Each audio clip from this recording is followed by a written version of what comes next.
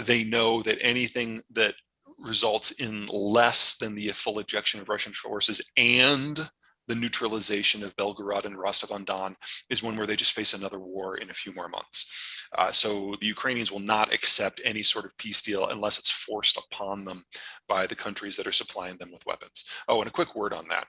There's a lot of shit going on out there about how we don't know what's happening with the Russian weapons, or I'm sorry, with the Western weapons that are going to Ukraine.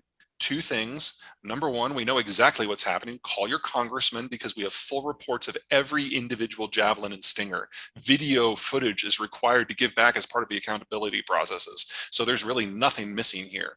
If you're going to rob Western assistance, but you're going to go after the humanitarian aid.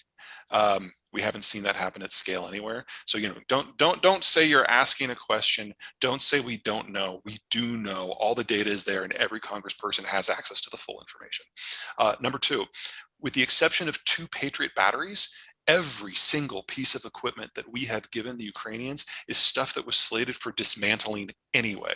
It's technologies and weapon systems we haven't used since the 90s, and we were either going to destroy it or give it to an ally. Here we are. Okay, so that's that. Sorry, a little rant. People get me every once in a while. I hate it when people deliberately lie. What was the other half of the question? Data suggests we're going very firmly in the opposite direction, on both sides of the Atlantic. The Europeans have had it underlined very, very clearly to them what will happen if Ukraine falls. They know the next phase of the war, if Russia gets his way, comes for the European Union.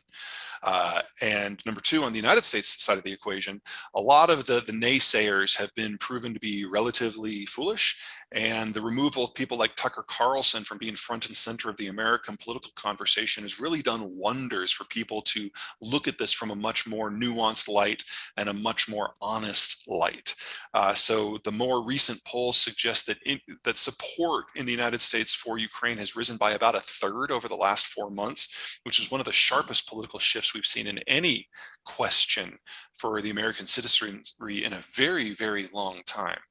As for how long we can maintain this, remember that the United States, the largest expeditionary force in the world with a standing army of nearly 1 million men, has 30 years of back equipment that they can put into this before they start to affect the United States Army's regular military preparedness.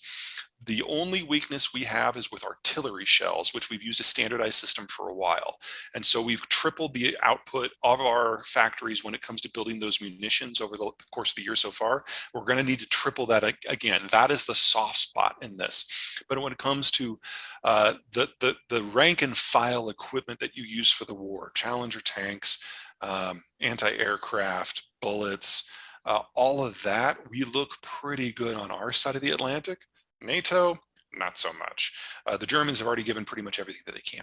And I know that people have given the Germans a lot of crap for not giving a lot, but they are the 3rd largest donator of equipment so far.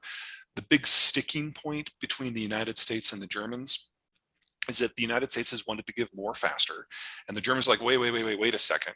It's not enough to train the Ukrainians on how to use our gear. We also have to train them on how to maintain our gear. And if you think about in a war where things get broken all the time, that's a really good view when it comes to preserving war fighting over the long term, because not one tank that goes there is not going to get shot at, and you have to make sure it can participate in more than one battle. Sure, let me bring up this bad boy map. Okay, the red zones are the territories the Russians occupied at the end of the last war.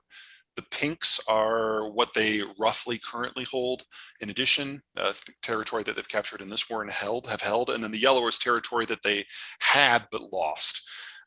Right now, the Ukrainians are doing 2 big pushes. The one going south from Zaporizhia, the goal is to get to the Sea of Azov so that they can then target the Kerch Strait Bridge directly. Now, if you guys remember last year, someone blew up part of the Kerch Bridge. It used to have 4 road lanes and 1 rail lane. 2 of the road lanes were destroyed, and the rail line was so damaged it can't take cargo any longer. So what the Ukrainians want to do is, if they can, that southern push, if they can get to the Sea of Azov, they achieve two things. Number one, that last road connection on the Kerch Bridge can be targeted directly, and that's the end of all supply there. And number two, if they can reach Azov, then land supply north of the Sea of Azov stops, and the entire southwestern front of Ukraine and all of Crimea go from being a launching point to attack Ukraine to an area that has no troop support, no fuel, no food, no ammo, no nothing. And you trigger, hopefully, a collapse in the Russian political system, because it will become obvious to everyone that the Russians can't even support their own forces. And that is where the bulk of Russian forces are. They're having a hard time punching south. This is the area that the Russians have really concentrated their efforts when it comes to defensive emplacements. So you've got a line of mines, and then a line of things like dragon teeth that are anti-tank enforcements, and then a network of trenches. And so far, the Ukrainians have proven unable to get past the mines, much less getting through the real defenses. So I don't want to use the word stalled. There's too many pieces in motion, but it's not going great. The eastern punch into places like Bakhmut, that's actually going a lot better, because the Russians never bothered fortifying the territories that they've held since 2014. And so, especially when it comes to the more recent gains in this war, places like Bakhmut, the Ukrainians are actually having significant effects. Not enough to achieve the sort of breakthrough that is necessary to break the Russian front, but there is more promising activity there. But I've got to have a little bit of caution here. Any battle in which the Ukrainians kill 3 times as many Russians as they lose of their own troops is a battle that the Ukrainians have lost. They're outnumbered massively in this war and between the countries. And the only way that they can win it is by achieving breakthrough, winning a war of movement, and inflicting at least 8-to-1 casualty ratios on the Russians. And that's what we saw last year in places like Kherson and Kharkiv. We have not seen anything like that in the offensive to this point. It's not quite an attritional fight. They're still killing a lot more Russians than they're losing, but just not enough. And unless they can break through and force a rout, it's difficult to see the counteroffensive in its current form really changing the overall strategic picture unless something new comes into the equation. That might be things like longer range missiles, but from the point that the United States and NATO give those to the Ukrainians, it's a couple of months before they can actually impact the battlefield. So we're already talking best case scenario like September, and the end of fighting season is October, because that's when it starts to get muddy again. Doesn't mean things can't change. War is all about unpredictable outcomes, but at the moment, I don't see a lot of movement. The biggest hope that Ukrainians have right now is that the Wagner effect has removed the best troops the Russians have from the field and introduced a several-day interruption in equipment flows. And the Ukrainians are taking advantage of that on the Eastern Front. But if we were going to see a big breakthrough, I think if we don't see it in the next week, we're probably not going to. Obviously, that would not be great from a PR point of view, but it would demonstrate a couple of things. Number one, that the Ukrainians are perfectly capable and willing of carrying out extraterritorial attacks. We've already seen that in several places in Ukraine of late. So from a military point of view, you got to give them some credit.